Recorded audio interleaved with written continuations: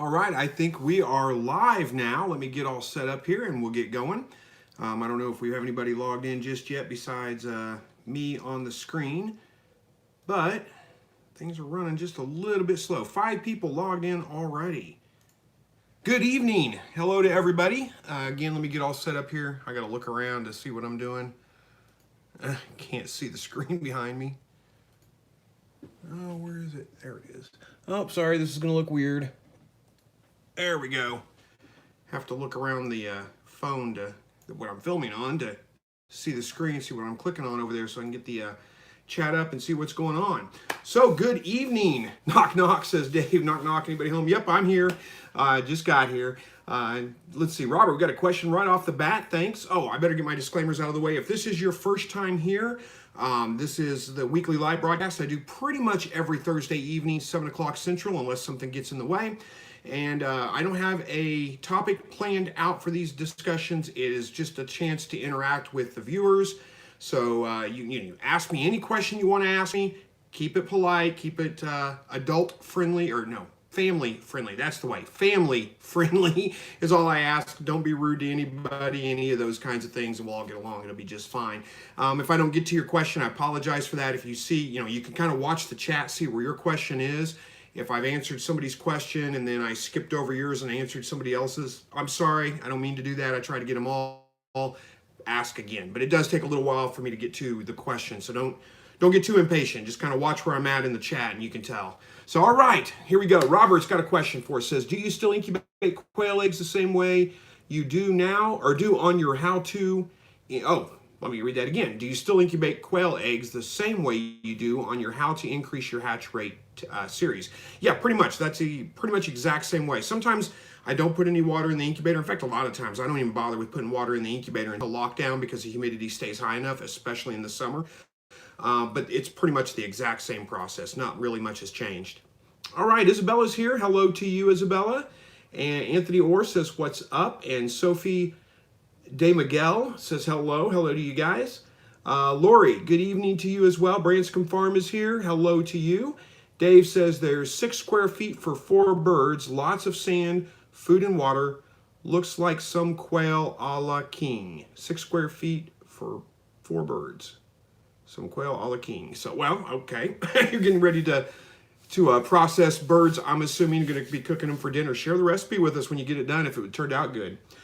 Kinfolk Farmer Georgia is here. Hello to you. Kurt Stewart, good evening. Anthony says, so I need to settle an argument my wife and I are having. Oh, don't bring me in the middle of your wife and you. I'll see what I can do, though. She says, or he says, that she seems to think you can free-range quail, and I've told her, no way, Jose. Well, unless your wife's name is Jose, you probably shouldn't say that to her. But all joking aside, you may be able to free range them, but no, the odds are very high against being able to free range them. If by free ranging what you mean is, no fences, nothing, just letting them go. Yeah, they're not going to come back. And they're probably going to get eaten by a neighborhood cat, a dog, a snake, a hawk, a raccoon, a possum, a rat, who knows. Quail are on the menu for pretty much everything. So yeah, now if you did have a covered run that you wanted to let them run loose in, then you can get away with that. But they're not going to come back to you at the end of the day. What she's probably thinking of is like bobwhite quail. There are some people that have bobwhite quail that will come back to the coop in the night, but that is pretty rare. So no, free ranging, not really a thing with Coturnix quail anyway. All right, Chicken Man says, I've been having trouble keeping baby quail alive. Well, I'm sorry to hear that. It's hard for me to tell exactly. Let me ask you, hopefully I'm not shouting at you guys. I feel like I'm talking loud. If you need me to talk louder, let me know. I'm going to quiet down just a little bit. All right. So problems keeping baby quail alive. It's hard for me to know exactly what the problem is with no more information than that to go on. But 9 times out of 10, the issue with baby quail staying alive is a temperature-related issue. So either you don't have it warm enough or you have it too hot. And you should be able to tell pretty easily. If your birds are all huddling up under the heat lamp when it's on, then you don't have it warm enough. You need to warm it up a little bit more. If they're all spread out like away from the heat lamp as far as they can get, then you have it too hot and you need to move it back a little bit. You need them to be just kind of moving around throughout the brooder box kind of evenly. That's tells you the temperature is right. And then you also have to watch out for the water, because if they get in the water and they get wet, then they have a very hard time warming up and they'll chill, even if the temperature in the brooder box is right. So, if you have an open water, like one of those mason jar waters with the open base on it, and it's big enough, like they make specific ones for quail. I think I've got them on my Amazon shop. You can go look for. That's got a really narrow trough, so they can't get in that. But if you've got one that's got a really wide base to it that holds water in a really wide area, and the quail can get into that, and they'll get into that, they'll get wet, and then they'll kill, and then they'll die. That's 9 times out of 10, those are the 2 issues that you're going to have with baby quail, keeping them alive. So throw some marbles, throw some rocks, something like that in that tray, so that they can get up there and get a drink, but they can't actually get in the water and get themselves wet. So hopefully that helps. A lot of people think, oh, they get in the water and they drown. Well, they don't usually drown. What happens is they get wet and they chill, and then they die from the chill. So hopefully that helps, and hopefully that gives you what you need. All right. Bridget says, hey, hi, I've finally been able to make it to a live video. Well, hey, good to see you here. If this is your first time, then we're going to haze you. No, we're not going to haze you. Thank you for joining. We appreciate it. Cruel Intention says, hey, bro, I'm new to incubating. I'm using a still air little giant. Temp should be, ? Put in lockdown at day 15 and only a few out of 3 hatched. I'm on day 22 now. Are the rest assumed not fertile? I'd give them another couple of days just to be sure, but yeah, it's probably pretty good odds that you're not going to get much more to hatch out of that. If you you only had a few out of 30 hatch, it's probably a temperature related issue. That's usually the main issue with poor incubation is temperature. A still air little giant, you'd want to put it at about 101 degrees. And it's best when you're rotating, when you're turning your eggs, to kind of try to rotate them around a little bit, because there may be some hot spots and some cool spots within the incubator. I would say if you can afford it, get a fan kit and install it on the still air incubator, so you have a forced air. That'll keep for more steady temperature throughout the incubator and will help a little bit with that. You'd want to reduce the temperature at that point to 99.5. So hopefully you got that. 101.5 for the still air, 99.5 for the forced air. And then also get a couple of non-digital thermometers, just a non-digital meat thermometer that you can calibrate. It should have a nut on the back that you can turn to calibrate it. Calibrate them, make sure they're accurate, and get 2.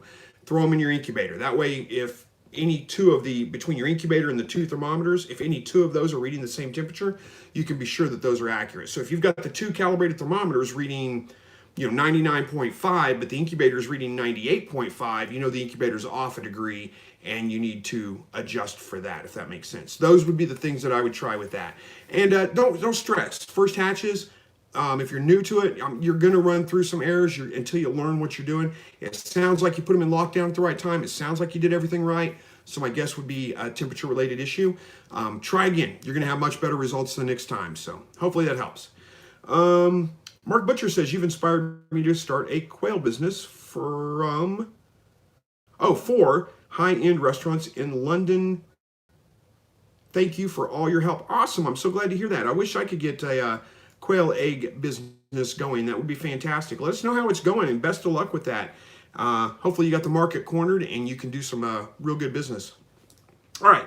Danny Abdulaziz, I think I got that right, says, do you really recommend Hoverbaiter over Little Giant Incubator? Is it better by much? Okay, I don't have personal experience with the Hoverbaiter, but here's what I can say to the reviews on them.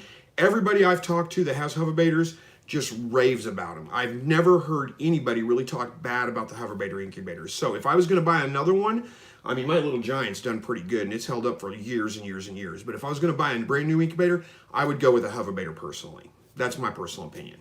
All right, Purple Waffles says, howdy, I got 3 new 3-week-old Coternics females. When should I introduce them to my one single female? Well, I would do it probably in the next week. Usually I like to introduce my birds, female, male, it doesn't really matter, but I like to introduce them together when the babies are about 4 to 5 weeks old at the most. Any later than that, then the babies start to become sexually mature, especially if they mature a little bit early. And that seems to be, if you try to introduce birds that are both sexually mature in the breeding season, when there's 14 hours a day of light or more, then you're almost always going to have some severe fighting that goes on. But I've had really good luck with mixing in babies that are like the 4 to 5 week old age with my existing flock, and they just seem to accept them right in. It's worked really well for me. So that's the way I would go. You might watch them just, for the first hour that you put them in there, just kind of keep a fairly close eye on them. Make sure you don't have like an overly aggressive hen or something that's going to, go to picking on them and beating them up. You may have to move them out. But all right. Sharon Pace says, hi, Chris. If anyone knows of American chinchilla does for sale near Kansas City. I don't know of any right offhand, but threw it out there. Maybe somebody in the chat will bring it up and we'll get to it here shortly. All right. Dave says, you missed the part where the hen pecked out the rooster's eye. Oh, okay. I'm sorry about that. Did I miss that in the comments? That makes more sense. Where did I get that? Where did I miss that? I don't see it up there. Either way, so the hen pecked out the rooster's eye, so you've got plenty of room. Yeah, I think you said 6 square feet for 4 birds. That should be plenty of room. So you may just have a really aggressive hen. If it was me, I would probably try to figure out which hen it was, call her, and just replace her with another hatch at some point.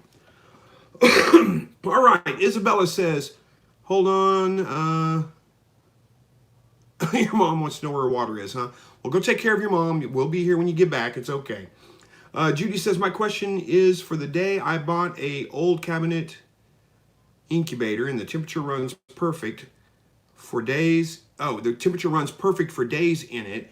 And then I can add water and the temperature jumps to 130. It's got a round thermostat in it. I don't know that I can help you with that. That's strange. Adding water makes the temperature jump to 130 degrees. I can't think of why the temperature would jump unless it's like somehow measuring relative humidity or something like that. I would suggest contacting the manufacturer of the incubator. You bought it, I guess you bought it used, but still, either the manufacturer of the incubator or the manufacturer of the heating element, that you're talking about, the thermostat itself. If it's like a homemade incubator, I would suggest contacting them and seeing if they can tell you anything about that. I cannot think of why the temperature would jump just by adding water in there. Maybe somebody else has got some good advice as we go through here. All right, Small Wooden Boat says, hey Chris, can you talk a bit about molting, specifically the juvenile molt? I have indoor kept quail in 3 to 6 week old range, and I'm continually sweeping up feathers. Does it ever end? Well, that's not necessarily molting. They just lose feathers at random times for whatever reason. Molting's going to be, you're going to know that they're molting because they're going to look kind of sickly, they're going to look kind of scraggly, lose a bunch of feathers and just not look right. You're going to think probably something's wrong with them to begin with. It does occasionally happen in younger birds, but usually it's your older birds, and it's right about the time of season changes. So like going into summer, going into fall, or winter, I should say, that tends to be the time that they tend to molt. But yeah, as far as feather, you're always going to sweep up feathers. There's always going to be some feathers. It's just the way it is. All right, Side Pocket 4 says, 2-part question. How long do you let your birds lay for? And is there a time you retire your breeders? I think that's pretty much the same question because I don't distinguish one for the other. They're all breeders. So I usually try to replace my breeders. I don't keep a real strict eye on it. Don't keep a real close eye on it. But I do like to try to kind of rotate them out. The females do tend to kind of slow down on their laying after about 1.5 to 2 years.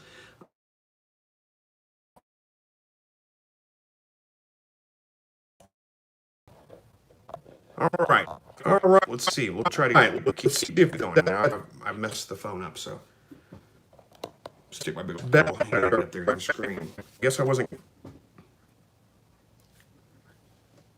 Oh, there we go. Hopefully we're back. We're live. We're going again. Sorry about that, guys. All right, so how long I leave my birds for? I think I answered that before we went dead there. But again, about every 1.5, 2 years, I try to replace them. They'll probably lay longer than that, but I find that that's a good, that works out well for me. It's just a good time frame to kind of keep an eye on and make sure I don't have to worry about it. All right, Bridget says, I'm in Northern Ontario, Canada, and I got into quail because of your amazing channel. Well, thank you so much for the kind comments. In Northern Ontario, man, it gets cold up there, but I'm sure the birds are doing just fine. Thanks for watching the videos. I'm glad you're finding them helpful. Jose says, hey Chris, how do I deal with snakes? I got some quails killed last night. I know they were snakes because they were halfway swallow in my pen. That's, I'm not sure what you mean by halfway swallowed in your pen. You caught the snakes in the act, because it's rare for a snake to, they're not going to just halfway swallow something unless they got disturbed, unless they're, something like that, and they had to get away from another predator or something. The best way to deal with snakes really is, half-inch hardware cloth. No snake's going to get through half-inch hardware cloth. No snake that's big enough to eat a quail anyway is going to get through half-inch hardware cloth. That's the best way to do that. That's really the only suggestion I have for you. Generally speaking, if you can catch the snake, catch it, relocate it somewhere, more than just a block away, take it, well, it doesn't even have to be that far. Take it far enough away. The snakes don't necessarily make a return to the exact same spot over and over again. I mean, they will hang out in a certain area, in a certain territory. So, if you're not relocating them, yeah, they may come back again at some point, but they don't, reptiles have very primitive brains, so, especially snakes, so they don't necessarily think in that way of, oh, there's quail over there, and if you take them a mile away from your house and let them go in the woods somewhere, they're not going to just make that mile trek back to your house. You don't have to worry about that. All right. Where are we at here? Bridget says, I'm getting my first batch of hatching eggs in a week or two. Should I spray with Listerine when they arrive, or just put them right in the incubator? Let them rest overnight, 12 hours, something like that. And I always spray them down with Listerine as soon as I get them. I take them out of the case, put them in the egg turner. I'm looking at my egg turner over here. You guys can't see it. But I put them in the egg turner, set it beside the incubator, spray them down with Listerine, let them set overnight. Don't plug the egg turner in, just let them set overnight and settle. And then they go in the incubator with the egg turner plugged in the next day. All right. Robert Unlimited says, I set up my breeder cages the same way you did when they were in the garage, and one set of them are laying eggs now. Why? Maybe you mean one set of them are not laying eggs right now. That'd be my guess, because I don't know why. I mean, why they lay eggs? Well, because of the birds. That's what birds do. My guess would be it's a lack of light. If you've got stacking cages like I had, I ended up having to put a light underneath the top cage because it just stayed in the shade all day long. I have lights on the ceiling, so the top cage got plenty of light, but the shadow from that top cage shaded the bottom cage, and it was pretty dark in there. So yeah, I ended up having to put a light. It doesn't have to be a super bright light, just a cheap grow light or fluorescent light or whatever, and you can just stick it right on top of the cage or in the front of the cage or something like that, so where they get some light down there. 14 hours a day, that's going to get them to lay. That's probably why they're not laying right now. All right, where are we at here? Shelby says, how and when should? I'm assuming there's probably more to that question somewhere along the way, because that's not really enough for me. I'm looking around. I don't see it, though. So if I come across it, we'll get it answered. Adele says, hi, we miss you, man. Well, thank you so much. And says, I'm not sure I should say that. What is that? I'm not going to fall for that trick. You're asking me to say something. I don't know what that is. It may be a foreign language. It may be something crazy in a foreign language. You've asked me several times to say it. You're going to have to tell me what that is before I do. Yeah, not laying eggs, Robert. Okay, I think I got your question answered for you, Robert. Jose says, why is your screen all black on it, or is it my phone? That was probably the internet connection problem I had. Lost connectivity there for a minute, but I think we're up and running now. I think we're all good. So, hola, Nicholas Boris says, hola, ¿cómo está? Marie Sunshine says, have you found any cheap sources of food for quail? I do have a pretty good source, but it's a local source for me, and it's a local mill. They mill their own food. If you have a local mill, that's the place to check. I can get a 50-pound bag of Game Bird starter. It's like 30% protein for $13 a bag. So it's definitely the way to go. But not everybody's going to have a mill next to them. I would check, feed stores. Stay away from the big box stores, Tractor Supply, any of those kinds of things, and check with like local feed stores. Generally, you're going to get a better price through them. And they may not carry it, but they may be able to order it in for you. You won't have to pay shipping because it'll just be delivered with their other stuff. So, all right. Jesse says, if I don't hear my male crowing, are they still breeding? I have jumbos that are about 12 weeks old, not sure if they're doing their job. Okay, good question. Chances are if he's not crowing, they're probably not breeding. That's generally the sign that the males are breeding, especially at 12 weeks old. They're young. Now, my older males that are, a year old, a year and a half old, they don't crow all that often, but they're still breeding. But, I mean, they crow some, but not a lot. But the 12-week-old males, they should be crowing like crazy if they're in the breeding season, if they've got enough light. One thing you can check, though, if they're not crowing, and I mean, how lucky would you be to have males that don't crow that much but are still breeding? That's the best case scenario. But I mean, I kind of like to hear the males crow every once in a while, but still, it can be kind of annoying, especially at 12 weeks old. Another way to check those, check your females, your hens. If they have feathers missing from the back of their head, they're probably getting bred. That's the males grabbing the feathers on the back of their head, and that's what's happening. So you should be able to see like a clear line down the back of their head that's missing feathers. That's a good sign that they're being bred. So check on those two things. All right, Rhonda says, so excited, out of 47 eggs, got 21 to hatch. Nice. I think it's getting a little bit better. Keep with it. You're going to see even better results from that. K-Thomp is here. Hello to you. And Nicholas Burris says, how do you get a female rabbit to breed with a male? Because mine won't lift. Yeah, common question. Did you say something? Oh, in it with a May. I read it as male anyway. Don't worry about it. How do you get a female rabbit to lift for the male? That's a common question. It's a common issue. You put the female in there with the male. He's all excited, but she just wants to kind of hunker down in the corner or something like that. Doesn't want to have anything to do with them. My best advice is keep trying. Do it morning, do it evening. Do it morning, do it evening. Only 15 minutes at a time. But do it morning, do it evening, do it the next morning, do it the next evening, do it the next morning, do it the next evening. Usually after about 4 or 5 tries, she'll lift for the male and everything's good. There's been a lot of people talk, I've never had to resort to this, but a lot of people talk about take the female, it's not a hen, it's a doe, and put her in like a pet carrier, put her in your car, drive her around the block a couple of times, and then bring her back and put her in with the male. I don't know why that would work, but lots of people report that it does work. So those are my 2 tips for getting your female to lift. Hopefully that works. All right. Outside in Georgia is saying hello to Kinfolk Farm of Georgia. Harvey says, hey there, first time I've been here live. Well, thank you for joining. We appreciate that. If you have a question and or a comment, leave it. I'll make sure I respond to it. And I'm glad you can make the live broadcast. Let's see, Hannah Lanning, hello from Oregon, hello to you. Hello from Laguna Park, Texas, from Josh Butler, hello Josh. Leroy says, my 10-week-old birds haven't started laying yet. Is that a big problem? Well, I mean, it depends. If you want them to be laying, then I guess it's a problem that they're not laying yet.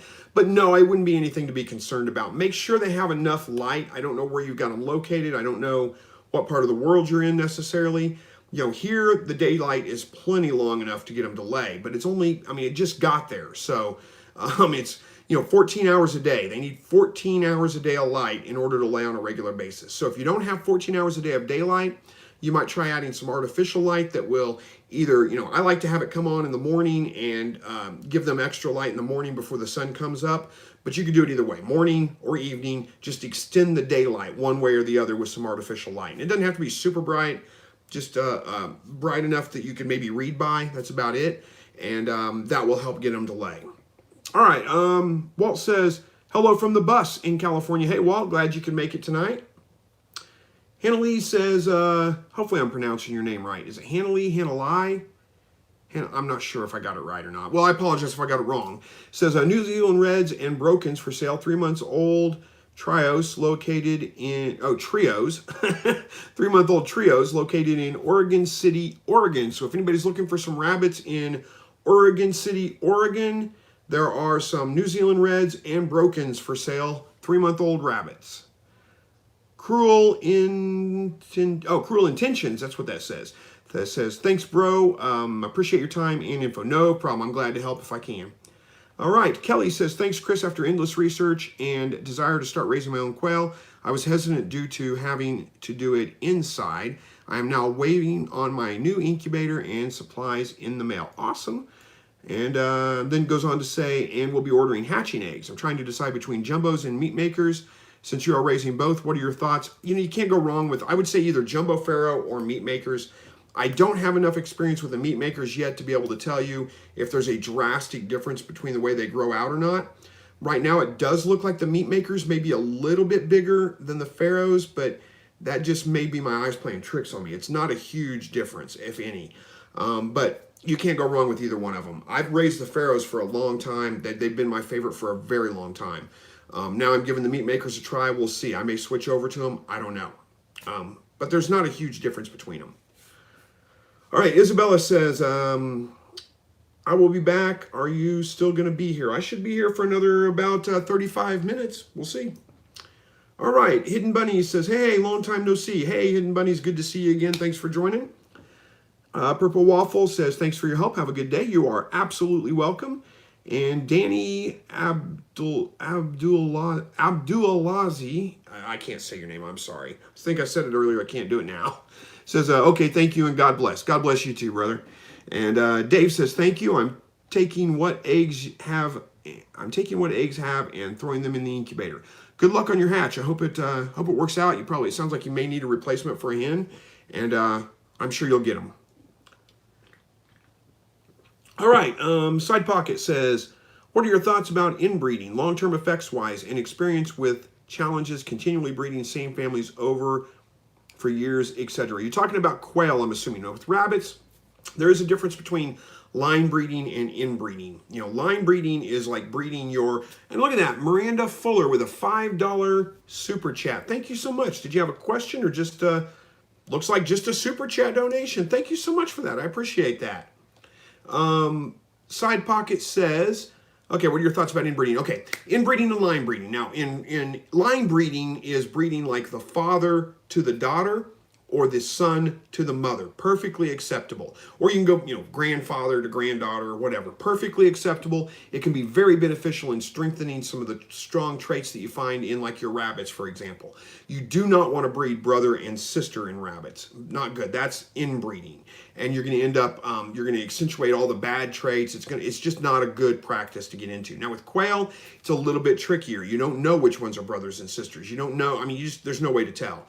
But I've found that it's not a big issue with the quail. I think over time it probably will be, but I tend to bring in new blood and I tend to replace all my roosters when I do that. So there is no more brother, sister, or anything like that. Every year and a half to 2 years, I do that. So it's not a huge concern.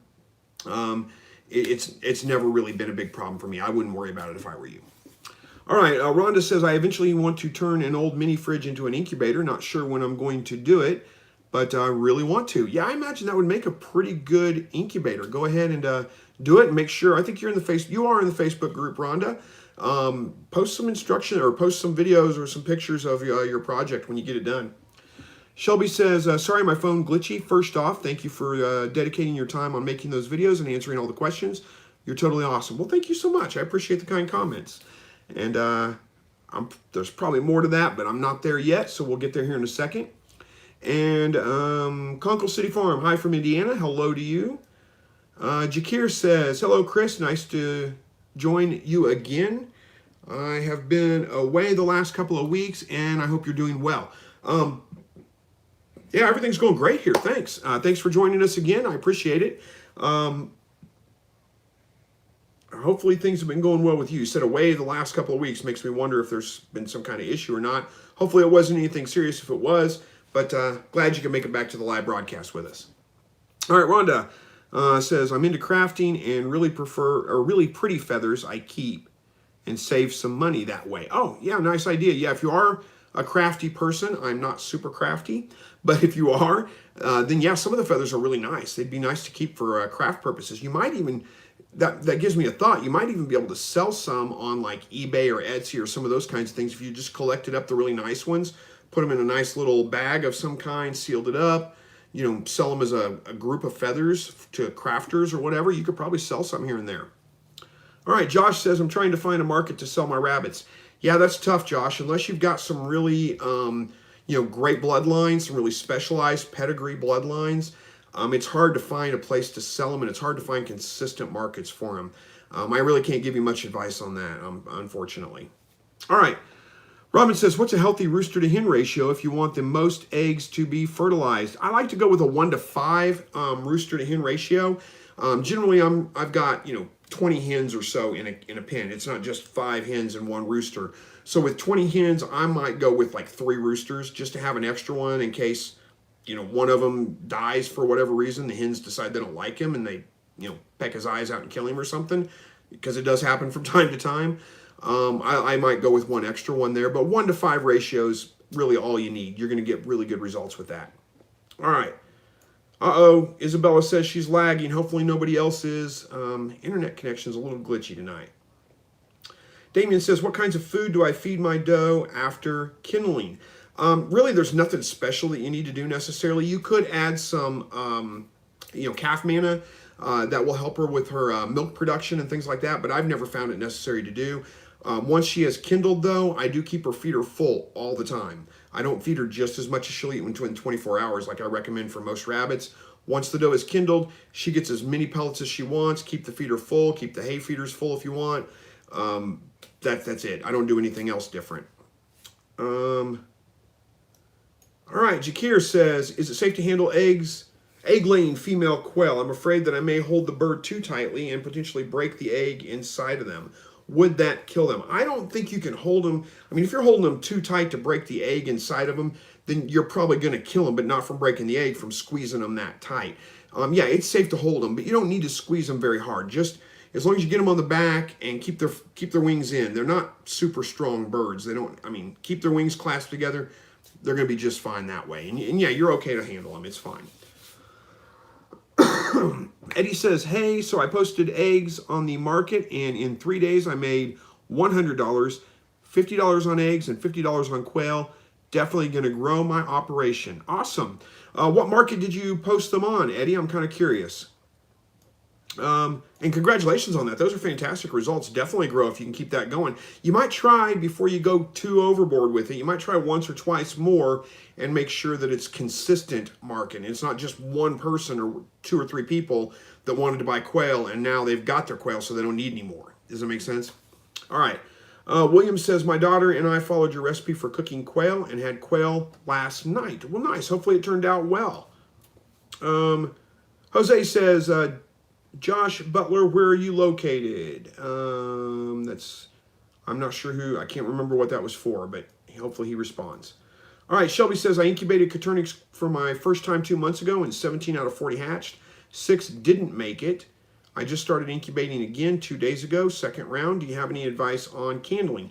I don't bother candling until lockdown, and even then I don't usually bother candling. But, if I'm going to candle, it's right when they go into lockdown. So I'm taking them out of the turner, I shine a flashlight on them. If they glow like a light bulb, clear all the way through, I throw the egg out. If it's dark, and there may be a little spot at the top of the egg that glows, that's the air sac. I just leave, that's a good egg. Put it in the incubator for lockdown. That's the only time I really bother candling them. Let's see, you had 17 out of 40 hatch and 6 that didn't make it. 6 of the 17 that didn't make it, I'm assuming, is your point. First thing I would do before you incubate anymore is verify that your incubator is reading correctly. I kind of talked about that earlier with a couple of non-digital thermometers. Make sure they're calibrated, they're reading accurate. Throw them in your incubator and make sure that the incubator itself is reading the temperature accurately. You may have to adjust that temperature one way or the other. All right. Chris Harris says, good evening. Hatch is almost done with 35 of 84. I'll be looking for a local quality quail game birds. Okay, I'll be looking for a local quality quail game birds, using them for propagation for wildlife improvement and hunting. Oh, okay. Gotcha now. So you must be hatching out like bob whites or gambles or some kind of native bird then. So, well, congratulations. 35 out of 84 is not bad for native birds. They can be a little bit trickier to incubate, so you did well. Jose says, Eddie Chavez, where are you located? I'm looking for jumbo quails and meat rabbits near Decatur, Texas. Oh, William Stafford's got a good suggestion for snakes. Says minnow traps will catch snakes. I guess they might. I'm not sure what would entice them to go into a minnow trap necessarily, but I mean, if you, I don't know, mount them on the legs of your hutch. They got to get up there somehow. So if they're going after your birds, they might crawl into the minnow cage. That's a good idea. Judy says, I'm just going to put a digital thermostat and humidity monitor on it and be done. I don't pay a lot for the I didn't pay a lot for the incubator. Got it really just for automatic egg turner. It's going, in it and going to build my own. Okay, well, yeah, you can do that. That may be the best way to go with it, Judy.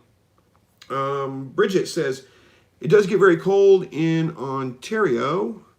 Here, my chickens survive negative 25 degrees Celsius, that's negative 13 Fahrenheit. days last winter, so I'm hoping the quail will be okay. You know, I don't know that I've ever gotten down to -13, but I get down to -3, -5 Fahrenheit. So, and they do just fine. I've never had a problem, never lost one from the cold. So I'm sure that they're going to do just fine. Just give them a windbreak, a way to get out of the wind, and they should be just perfect. Robin says to be rid of snakes, you need a snake whacking stick. I disagree with that. I'm one of those that I don't kill anything unless I absolutely have to. And snakes play a very important part in the ecology. You know, they keep the rodent population down. They eat a lot of garden pests, especially garden snakes. They'll eat your slugs and a lot of those things that become garden pests. So I kind of like to have some snakes around. They don't bother me a bit. Now, if they're venomous and, you know, in your backyard, you got kids and things like that, I get it. That's a different story. But, you know, most snakes aren't venomous. They're completely harmless, and you very seldom ever, if ever, see them. So I would say just most of the time, just leave them alone. They're probably not going to be a continuing problem. William says, I want to stay and watch, but I have to butcher my males. I'm leaving for a week, and my wife doesn't care for the males since they bite anything that goes in the cage. I'm assuming you're talking about male quail. Hey, I understand, man. Go take care of your chores. Thanks for joining us for a while. Riss in? Made some raspberry chipotle bacon wrapped quail for dinner. Cheers, everyone. Raspberry chipotle bacon wrapped quail. Interesting. I think I could leave out the raspberry, but the rest of it sounds great. And who knows, maybe it was great with the raspberry in it. If you're in the Facebook group, post a recipe for us, and let's get some other people to try it out. Rhonda says, should we still use a heat lamp on baby quail even in the extreme heat? That depends. I mean, what's the temperature? They need to be about 100 degrees for the first week, at least, probably a week and a half, actually, and then you can start decreasing the temperature. So, yeah, if it's going 100 degrees outside, you don't need a heat lamp on them because it's already 100 degrees. But yeah, it just depends on what the temperature actually is. Christian says, hi, Chris, I have 6 males, and how are we doing on time here? Oh, good, we're fine. We got 20 minutes. Says, hi, Chris, I have 6 female and 1 male quail. Is that okay? Yeah, that's fine. I always say about a 1 to 5 is a good ratio, but 1 to 6 isn't bad. You're going to end up with mostly, if not all, eggs fertile. It's a perfectly good ratio. I wouldn't worry about it. Walt says, local feed dealers can get a pallet at a reduced price if you can find a local feed mill. Yep, that's a good suggestion, Walt. I agree. Dave says, my quail doesn't crow, but I've seen him mounting the females. You're pretty lucky, Dave. Most quail do crow, and they crow like crazy whenever they first hit sexual maturity.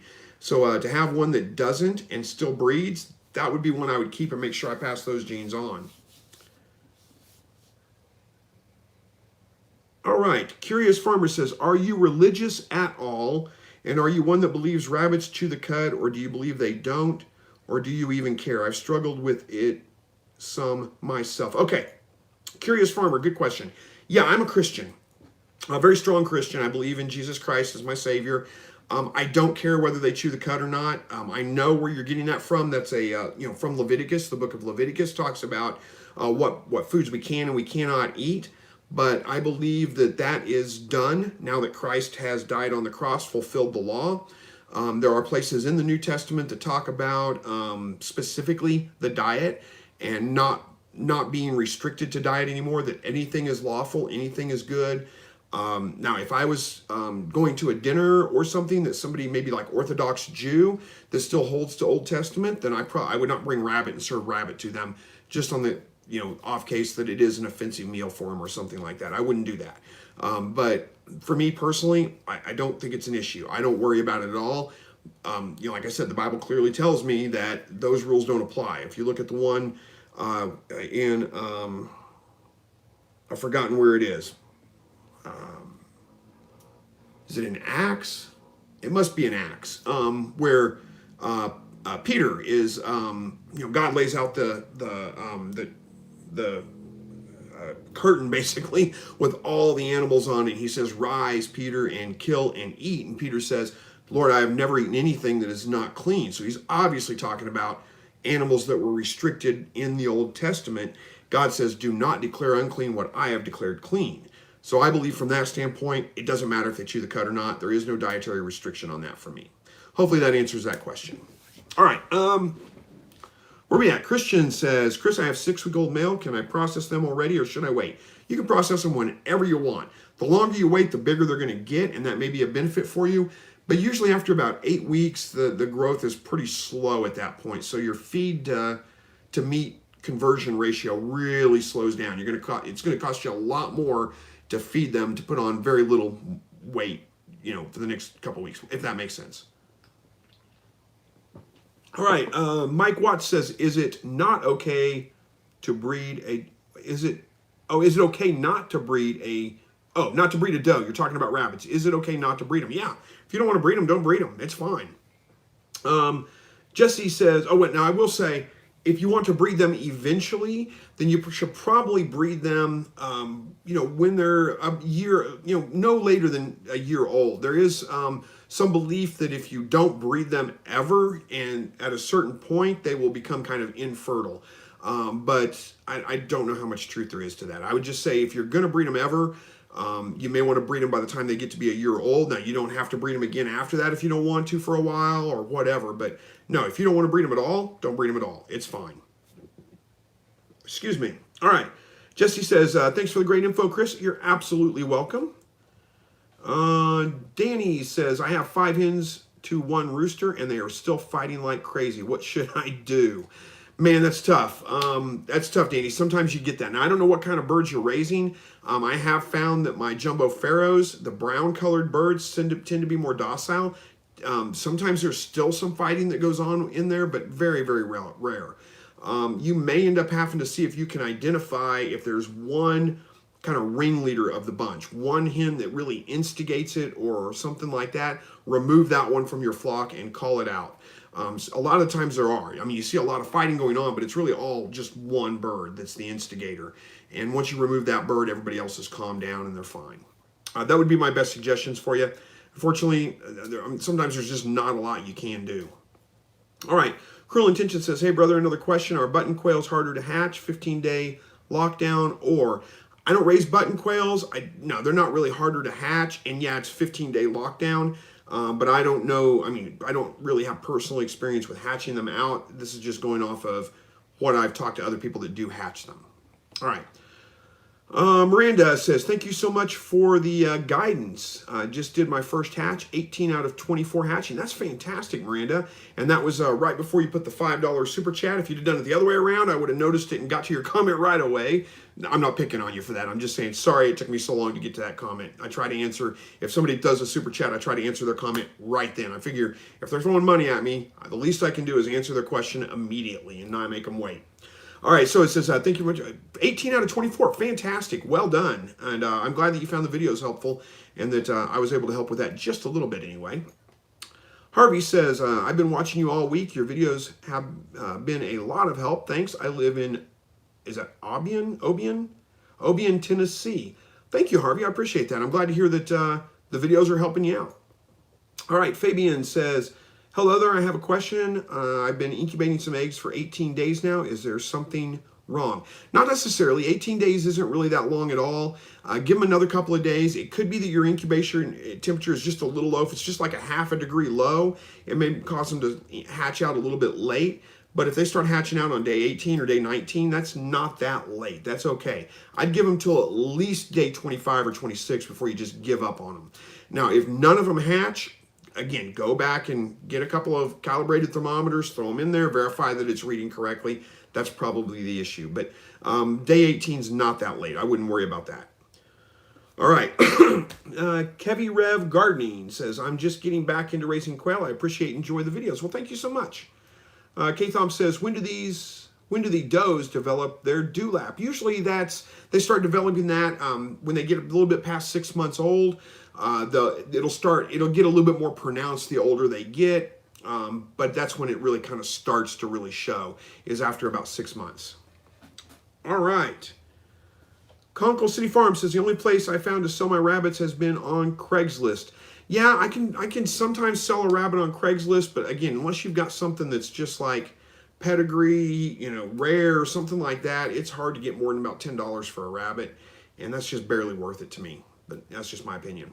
All right, Walt says, there are some YouTube videos about converting side-by-side fridge freezers into incubator and freezer hatcher. Interesting. Yeah, there are, and there's some really good videos out there for it. I haven't done that, so I don't have a video on that myself, but Walt, if you've got some good suggestions on them, I think you're in the Facebook group too, post them in there for us. I don't Go watch other people's videos, see what they do, bring back suggestions to me. I'm not, I may know a lot about quail, but I don't pretend to know everything and to always be right. There's always somebody out there that comes up with a better idea. Most of the things that I've done and the ideas that I've come up with have been other people's ideas that I've modified. So yeah, share it with all of us. All right, Sharon says, wonder if quail feathers would be a good for fly tying for trout bait. That's a good idea, Sharon. I'm not sure. I'm not a trout fisherman myself, so I just don't know. All right, Nancy says, hi, Chris. I had a hard time keeping humidity up when the quail started to pip, so I found myself misting the inside. Is there anything else or something else I can do? We live in Montana where it's very dry. Yeah, good question. I would avoid misting the inside. I mean, it's one thing, mist the incubator itself, like take the lid and mist the lid itself, but you don't want to mist the eggs because the chances are your water's pretty cold. That can send them into shock. You can actually steam the eggs because of cool water hitting warm eggs. So it's just not a good idea to do that.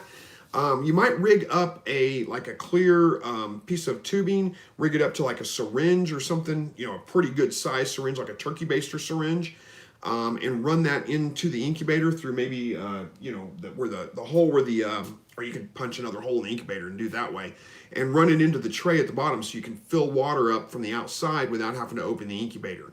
And that might help with that. There are also some kits that you can get that will regulate the humidity. I can't remember what they're called right offhand, but you could probably Google them and look them up for, automatic humidity control for a brooder box or for a incubator. And there is a machine that you basically can hook up and it will regulate the humidity. It'll keep it constant for you. You just have to keep it, water full in it. That's it. So those are a couple of ideas you might be able to go with.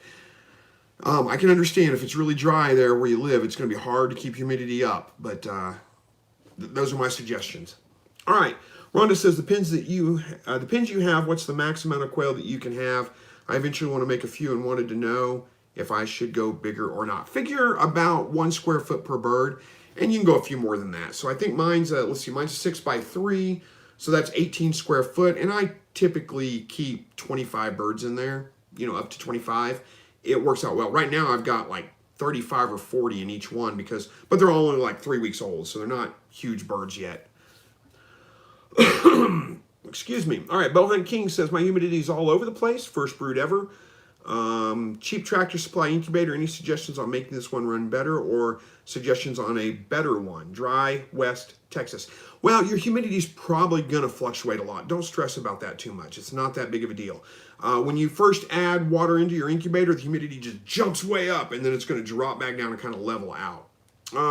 And if it's really dry there and everything's drying up, you're going to have to get an idea of how long it takes for the trays to dry up. And if you can keep water in there before they dry up, that will help stabilize your humidity a little bit. That's probably going to be any incubator you get, honestly. So I don't know that getting a new incubator is really going to help that much with it. If you got it from Tractor Supply, it's probably a Farm Innovations. Nothing wrong with a Farm Innovations incubator. They work just fine. It's very similar to Little Giant styrofoam incubators. But those are, again, you might look into rigging something up where you can add water into it without opening it up during lockdown. And then you don't have to worry about it as much. It'll keep it a little bit more consistent. All right, Kevy Rev Gardening says, what type of watering system do you recommend for quail? I really like, I've got a video on that. You can go back and watch. It's somewhere in my quail videos. I know I need to go organize that a little bit better. It's a lot of videos and a little bit of work to get through and organize it, but maybe I'll get to that eventually. Find a day or two to sit down and do nothing but organize videos.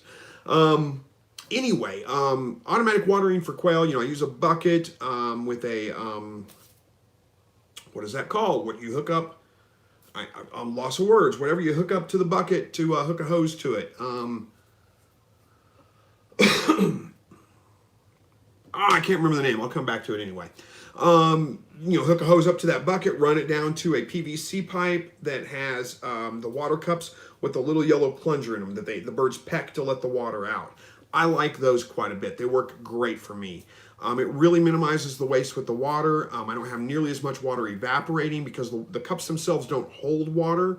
What you do is you fill them up. You push the little plunger and let the cup fill up with water.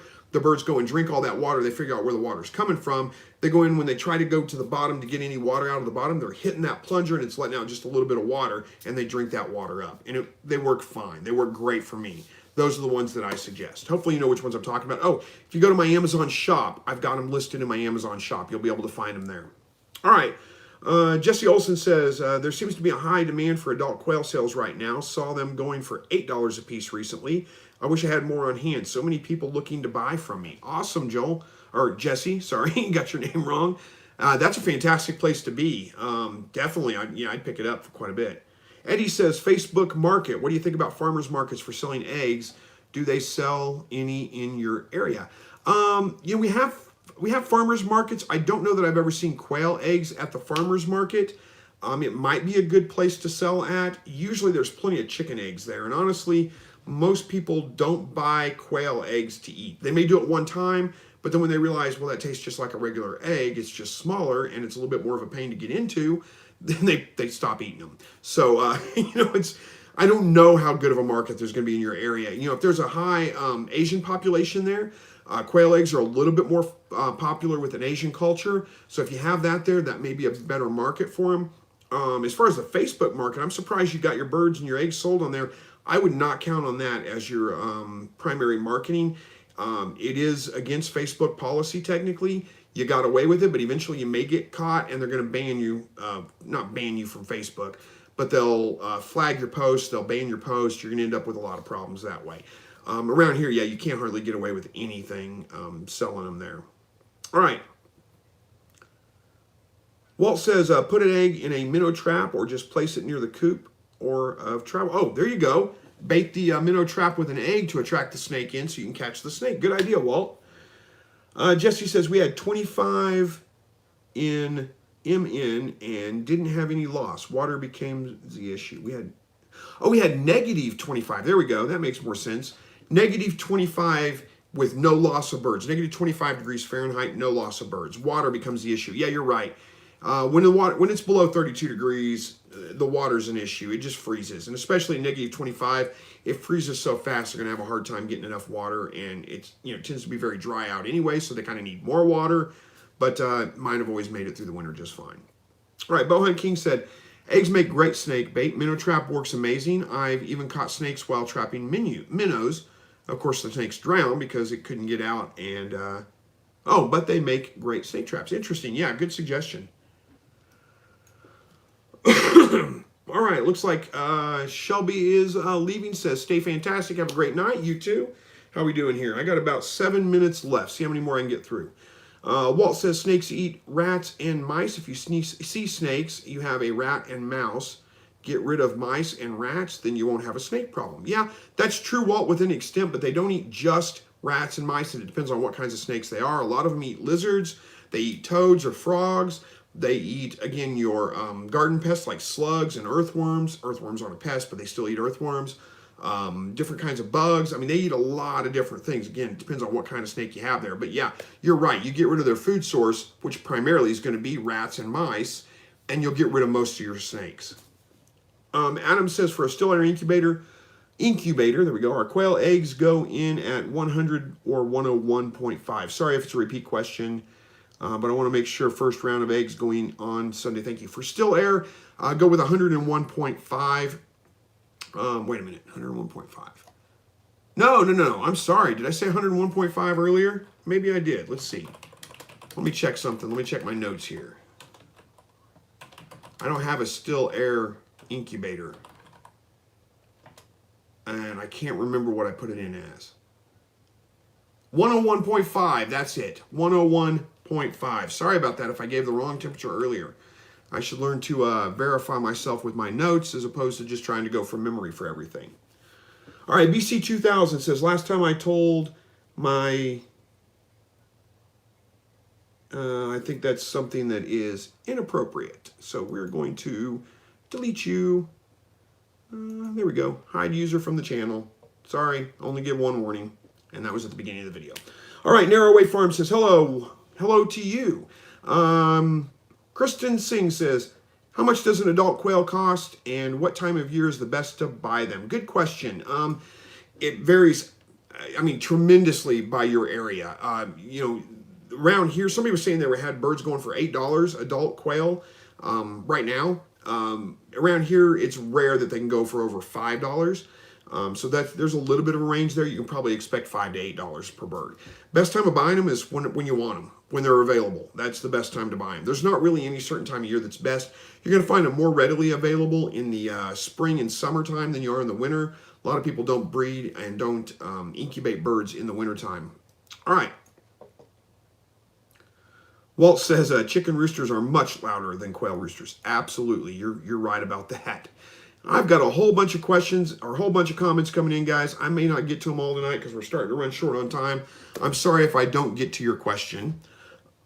Rhonda says the button quail, excuse me, the button white quail go into lockdown on day 23, but they may not hatch until day 30.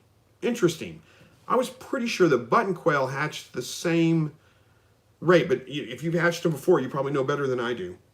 Narrowway Farm says, one, with no supplies, what's the best order to start investing in quail?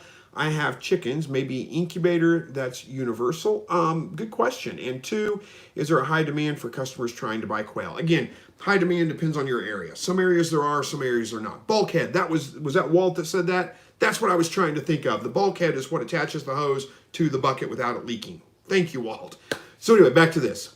As far as the market, again, it depends on your area. There may be a market for them, there may not be. Check Craigslist, see if there's people selling them. And if you see the same ads coming up over and over again, like every couple of weeks, another ad by the same person's posted for selling quail, there's probably a market for them. He's not going to keep posting the ads if nobody's buying them.